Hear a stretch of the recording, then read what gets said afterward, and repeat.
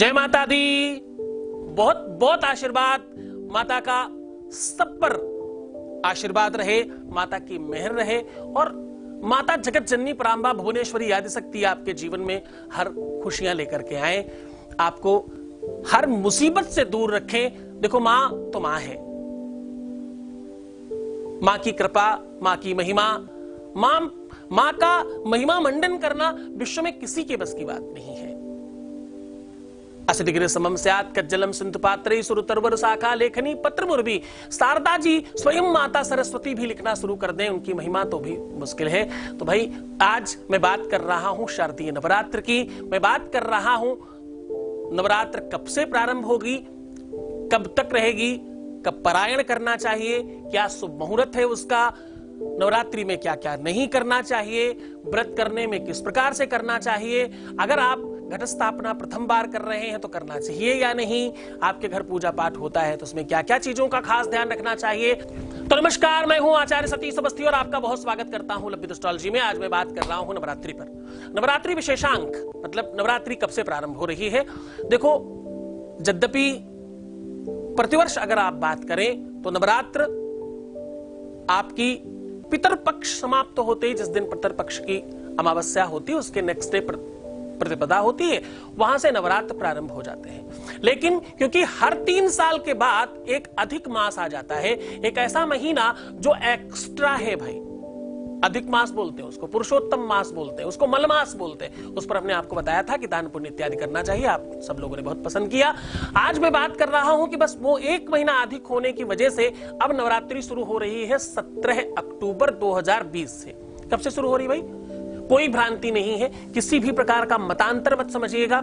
जो भी महापुरुष अपनी अपनी बातें कर रहे हैं उनको प्रणाम करिएगा, बस इस बात को अपने सर से लगाइएगा। माता की कृपा, माता की करुणा, माता की दया इस बार तुम्हें 17 तारीख से प्राप्त होना शुरू हो जाएगी और ये 24 तारीख तक निरंतर चलेगी। इस बार पूरे के पूरे नवरात्रे हैं, माता की अद्भुत कृपा और ये संयोग पिछले 27-28 सालों के बाद बन रहा है।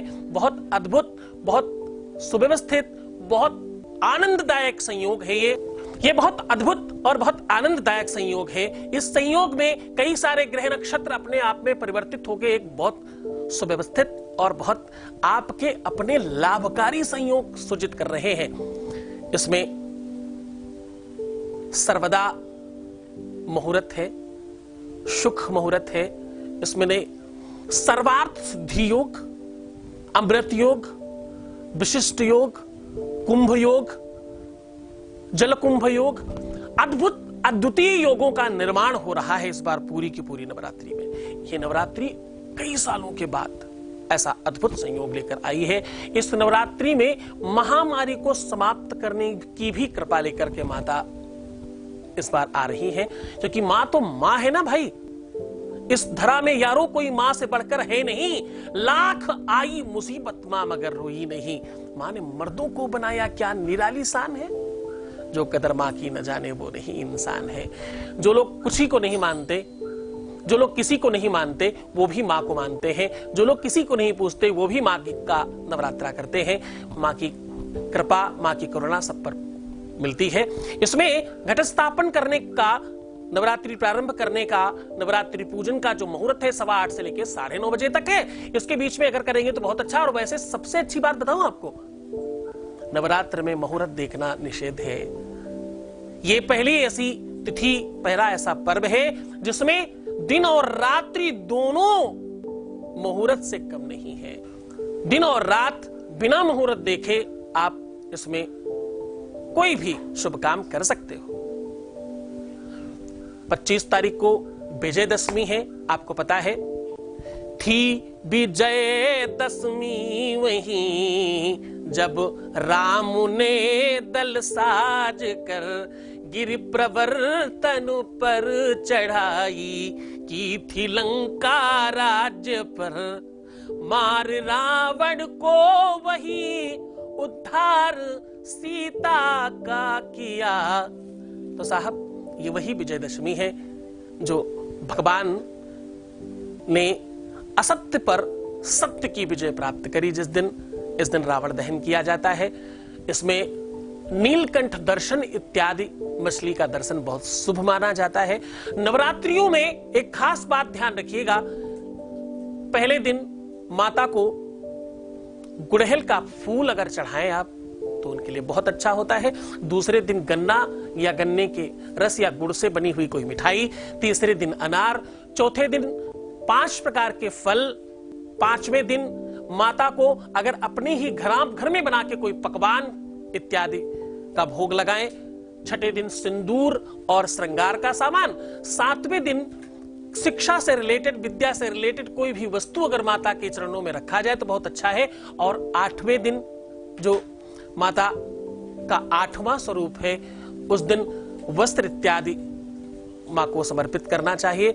और 9वें दिन खीर, हलवा, पूड़ी, चना इत्यादि का भोग लगाने से माता बहुत प्रसन्न होती हैं। माता मनवांछित फल देती हैं।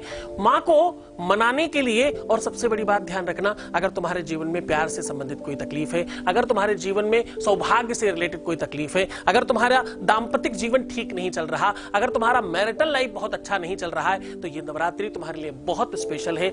नवरात्रि का व्रत करना, नवरात्रि का उपवास करना, माता को इस बार जरूर मनाना। ये बहुत अद्भुत संयोग लेकर के इस बार माता आई हैं। इसमें अगर तुम्हारा सौभाग्य जीवन ठीक नहीं है तो पहले दिन से लेकर के नवरात्रि तक आप एक एक कन्या बढ़ाते जाएं। पहले दिन 1, दूसरे दिन 2, तीसरे दिन 3, चौथे दिन 4, 5वें दिन 5, ऐसे करके 9 दिन तक कंटिन्यू कन्याओं को बढ़ा करके हर दिन कन्या पूजन करें। अगर आपका दाम्पतिक जीवन, पारिवारिक जीवन, आपका मैरिटल लाइफ, आपका घर का लाइफ, पारिवारिक सिस्टम ठीक नहीं है तो आप ऐसा कर सकते हैं। अगर आप मनवांछित वर चाहते हैं, अगर मनवांछित कन्या चाहते हैं, मनवांछित विवाह चाहते हैं, अपने प्यार में किसी भी प्रकार की कोई भी तकलीफ है उसे ठीक करना चाहते हैं तो क्या करें? बहुत सुंदर, बहुत अद्भुत तरीका कि माता को पहले दिन से लेकर के नवरात्रियों तक हर दिन 27 लौंग का माला चढ़ाएं, हर दिन पहले दिन से लेकर के। और प्रयत्न कीजिएगा अगर संभव हो सके तो 9 के 9 दिनों में अलग अलग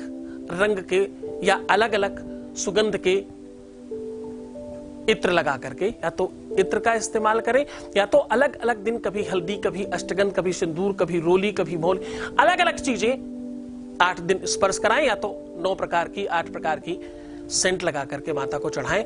आपका बहुत कल्याण होगा। माता आप पर बहुत कृपालु होंगी और आपके जीवन में शुभता लेकर के आएंगी। ये नवरात्रि प्रारंभ होने का जो दिन है, जो नक्षत्र है, वो बहुत अमिट है। कहते हैं स्थानी हानि करो तो जीवा, स्थान वृद्धि करो तो शनि। स्थानी हानि करो तो जीवा, स्थान वृद्धि करो तो शनि। शनि जहां से प्रारंभ होता है कहते हैं उसकी वृद्धि करता है। इस बार वृद्धि क्रम में माता है, शनिवार के दिन से आ रही है। बहुत अद्भुत ज्योतिषीय आधार पर यह संयोग है। इसको जो लोग पूरे नवरात्रि नहीं रह सकते वो आगे और पीछे तो जरूर रहिएगा, पहला दिन और आखिरी दिन जरूर करिएगा। हर दिन पूजा करके ही भोग प्रसाद ग्रहण करिएगा, यानी भोजन करिएगा। ऐसा करने से माता के जीवन में, आपके जीवन में कहने में माता का बड़ा अच्छा प्रादुर्भाव होगा और उनका आशीर्वाद आपको प्राप्त होगा। जय माता दी।